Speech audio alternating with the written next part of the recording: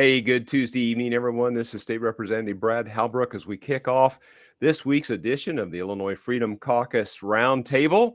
And guys, it's great to have you on tonight. Let me just say this before we get started. And Chris, you can probably talk about the truth, the home of truth, logic, and common sense. But it looks like the Let's Go Brandon economy has made way for the Kamala honeymoon. And now we see that the Kamala honeymoon has given birth to Kamala-nomics. Wow. Leader Chairman Chris Miller, welcome to the program. Well, thank you, Representative Halbrook. It's great to be here this evening. We have a lot of exciting things to talk about. And like you did mention, this is the truth, the home of truth, logic, and common sense. And I know that I can't help but think of the famous words of Zig Ziglar, said that he starts every day by reading the Word of God and the newspaper, so he knows what both sides are up to. and we've never seen that so clearly as we look at the mainstream newspapers, Chicago Tribune, the Sun-Times, New York, and all these other, Washington Compost, and because these people, along with ABC, NBC, CBS, MSNBC, CNN, and even sometimes our dearly beloved Fox, swerves into spin and indoctrination rather than telling the absolute truth. And we've seen this clearly because they lied about Joe Biden's cognitive abilities. They've lied about Kamala being the border czar with a wide open, disastrous border. They've lied about inflation. They lied about COVID. They lied about Hunter's laptop. They lied about the assassination attempt on their beloved President Trump, and the list goes on and on. So my question to the consuming public is, why would you believe anything that our government tells you right now at this juncture? Because they have a proven track record of not being able to tell the truth, unlike the Illinois Freedom Caucus, which this is the hope of logic and common sense. Yeah. And Dan, it was I think it was April that the mainstream media was talking about what a drag Kamala was on the Biden-Harris ticket. She was a drag. And in the last 2 weeks, they have totally remade her image. It's just a dramatic recovery in a few short months. It is one of the most amazing turnarounds in political history, when you have someone with a 39% approval rating, and all of the Democrats were wringing their hands on how do you get rid of the first Black vice president who is next in line in succession to try to save the Biden reelection. How do you do that? Was she going to run for governor? Would they make her a Supreme Court justice? Mm-hmm. How do you get rid of her? Mm-hmm. And then all of a sudden last month, she becomes the savior, the best person to run this country. This is amazing, and the stories will continue to come out on the alternative press. Thank goodness that we have the alternative media because of the internet. Mm-hmm. But you'll never see any of this. You'll never see any of this on the national TV screen. One of the things that's going to be interesting, I haven't heard a lot of people talk about, is that Vice President Kamala was voted 33 times in the Senate as a tiebreaker. So there are 33 votes in the Senate that she took to break a tie that I'm sure were not conservative. Mm-hmm. And I think this is going to come out. So her liberal voting record in the Senate has expanded since she's been the vice president. Right. Right. Yeah, and State Director Colin Mosley's with us. You know, they this is the party to save democracy, and to save their democracy, they had to upend democracy to get this job done. It's just amazing how they just work their magic with these different tools that they have access to do these kind of things. Well, it seems like they have access to tools that nobody else has access to, and so that's what's frustrating. And Brad, you always say that it's different, and that's the case here as well. So, you know, we're going to talk about Kamala's record here in a minute, and I think it certainly speaks for itself. But you know, every step of the way, every game they play just reminds us how badly we have to win in a few months. Exactly. And with that point, guys, let's bring up our slides here. And yeah, everything is going to work. And so, like you said, Colin, we're going to talk about Kamala's record and then some of the migrant stuff that's going on in Chicago. So as we advance the slides here, gentlemen, there's a slide, Kamala and Biden. There's a list of accomplishments. I'll just throw it open and let you gentlemen have at it. Well, you know, obviously this is satire, but you know, why do we think a Kamala Harris administration would be any different than a Biden-Harris administration? And the list here speaks for itself, but things that would never have been allowed under, I'm going to say probably the majority of Republican administrations, let alone a Trump administration. You know, a stock market collapse, a border that was wide open, pulling out of Afghanistan, leaving billions of dollars in equipment, losing lives, you know, wars. It goes on and on and on, but the list speaks for itself, and we certainly don't need 4 more years of it. Right. Well, I think that's very true. And the media, the mainstream media and the newspapers are always going to try to get us talking about something other than the fact that Kamala Harris is a San Francisco communist. And make no mistake about that. But on the other hand, too, it doesn't matter whether it's Biden Harris, Harris Pritzker, Harris the Easter Bunny. All Democrats are the same that they're going to put in this place as president and vice president. They're all the same. They're all cut out of the same cloth. They never deviate. They're in lockstep to destroy America. And it's important that we watch what they have done. Don't pay attention to what they say, because they've destroyed safety and security. They're indoctrinating our children at the government schools and have turned our school system into the devil's daycare rather than a place where they're going to learn reading, writing, math, critical thinking, real history, and so on and so forth.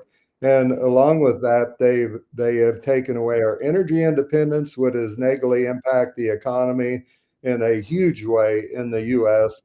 And when they've done those first 3 things, they destroy, most importantly, economic opportunity. And the middle class, the hardworking middle class, are the people that are bearing the brunt of Harris and Bidenomics. And so it's important to remember those things and not get distracted talking about color or this or that. To talk about these principal policies that are destroying our country. Right. Dan, any closing thoughts on this slide before we move to the next one? Well, I was writing down yesterday, you know, the accomplishments of Kamala Harris and her time as the vice president. And I couldn't think of a thing. I sat there for about 5 minutes and finally just threw the piece of paper away because there wasn't anything on it. But this is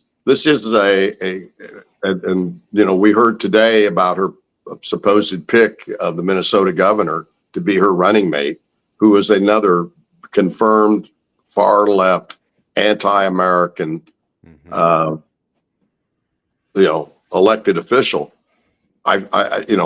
We joked about this earlier, but you know, of all the people that the Democrats were floating around as a possible VP pick, you know, they were polling them, and our governor was amongst that group. And sure enough, you know, out of the 7 or 8 names that were being floated around, Governor Pritzker came in dead last. And so it makes you wonder, what do the rest of the Democrats in the United States know that the Illinois Democrats don't know?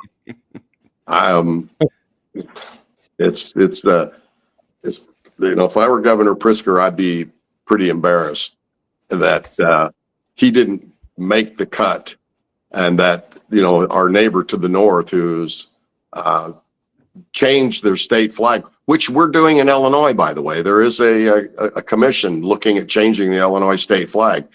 The Minnesota governor's already accomplished that, so maybe that's how he edged Pritzker out. But if you look at the new Minnesota state flag, you'll see a resemblance to the Somalian flag, which is very telling as to where this Democrat ticket is headed. Right, exactly. All right, gentlemen, let's move to our next slide and get us to advance here. And we're just a couple of weeks away from the DNC coming to Chicago, and the cleanup of the city has began. Gentlemen, we're going to clear out the migrant camps, and I'm just going to open that up. Any thoughts that you gentlemen may have about this situation in light of the DNC, the National Convention, coming to Chicago in just a couple of weeks? Well, we knew it was going to happen. I mean, they cannot be showcasing the city of Chicago in the shape that it's been in for the past year or better. Mm-hmm. And I don't know, I guess, hopefully, if they can accomplish this, and hopefully if they can cut the crime down and stop these carjackings and shootings, maybe the people in Chicago will get to thinking, well, darn, if they can do that for the DNC for a week, 2 weeks, why can't they always do it? That'd be the only upside to this. Mm-hmm. Yeah. Unlike Dan, we all knew that this was coming, that somehow miraculously they would clean up the streets, they would clean up the trash, they would clean up the shootings, clean up the blood off the streets. That is very predictable. We saw Gavin Newsom do the same thing when they had, celebrities visiting their town, but it's gone back same old. And as soon as the DNC is over in Chicago, we'll go back to business as usual, and Chicago will be an absolute disaster, let alone all the other bad things that are going on with the overtaxation, with their real estate bills hitting the mailboxes in real time. Right. The city's in an uproar. So it'll be interesting and entertaining to see how they deal with all this crap. Yeah. The one thing they can't hide are the vacant buildings, the storefronts. There's just, the economy of downtown Chicago was just decimated by Governor Pritzker and his lockdowns, and people haven't come back. And then you have the public safety issues and the migrant issues, and people don't want to ride public transit. They don't want to be downtown after dark. Right. And the workforce is, working remote or hybrid, and these corporations don't need, 10 floors of a building. And there's just, the city is teetering.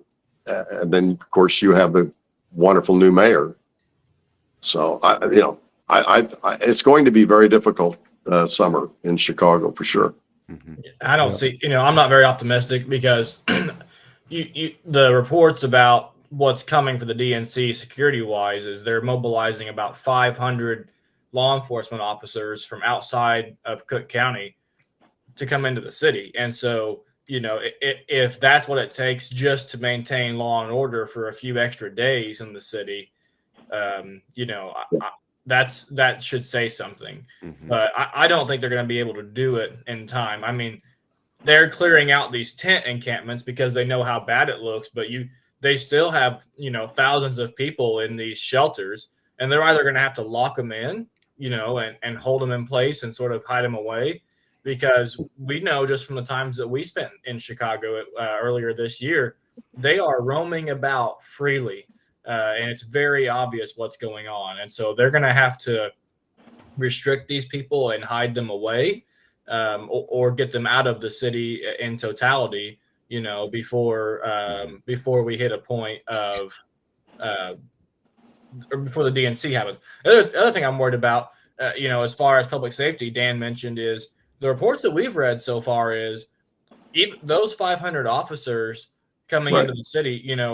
We saw how well the communications worked out in Philadelphia, and so I hope they've got a much better plan for security and communications in the DNC, because the last reports that I've read was it's going to be an extended wait time if you call 911, and you may basically be put on a waiting list to get services out to your location. So if I was a resident of the city of Chicago, I'd be making your vacation plans for the week of the DNC. You go anywhere else that you could possibly go. Yeah. Except Minnesota, yeah.